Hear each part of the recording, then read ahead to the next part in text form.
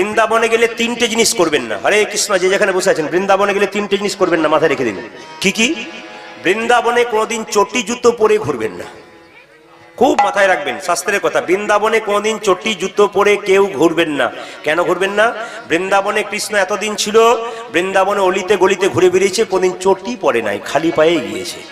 এই যে চটি পরে যদি আপনারা এখান থেকে যান, যে বাসে যাবেন বাসে রেখে দেবেন, যে রুম ভাড়া করবেন সেখানে রেখে দেবেন, চটি পরে কিন্তু বৃন্দাবনে ঘোরা চলবে না, মহাপাপের বাড়ি হবে, এটা করবেন না।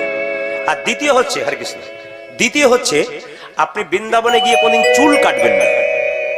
কারণ বৃন্দাবনে 11 বছর 56 দিন ভগবান কৃষ্ণ ছিল, কিন্তু কোনদিন চুল কাটে নাই, একবারে ছোট থেকে চুল কাটে নাই। আর তৃতীয় হচ্ছে আপনি বৃন্দাবনে বাঁকে বিহারী, কৃষ্ণ নয় বাঁকে বিহারী, এরকম করে থাকে বাঁকে বিহারী। এই বাঁকে বিহারীর কাছে কেউ কাঁদবেন না মায়েরা, অন্য জায়গায় কাঁদবেন, কিন্তু বৃন্দাবনের বাঁকে বিহারীর কাছে কাঁদবেন না। কেন কাঁদবেন না?